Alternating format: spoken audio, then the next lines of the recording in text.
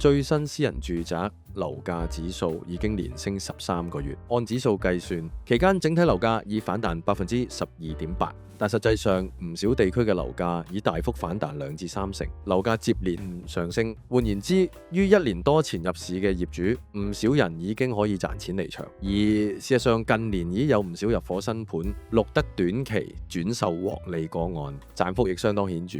連帶供應重災區之一嘅屯門掃管笏，亦有入伙新盤業主獲利甚豐離場，於2024年7月及2025年1月分期推售。由旭日國際發展嘅屯門青山公路青山灣段嘅黃金海灣，近月就接連錄得多宗短期轉售獲利個案，賺幅亦不斷調升。黃金海灣分2期發展，分別為1期以南及2期柏岸，屋苑鄰近黃金泳灘，步行2分鐘可以直達黃金海岸商場，加上大部分單位可眺望無敵海景，以至黃金海岸遊艇匯景。物業昔日開售時，首批平均尺價亦僅約1萬元，因此不少單位嘅實際尺價不足1萬元。最新售出黃金海灣2期柏岸單位為1 A 座中層 H 室，實用面積312平方尺，屬1房1廳間隔，望遠景，業主放盤不足1個月，原叫價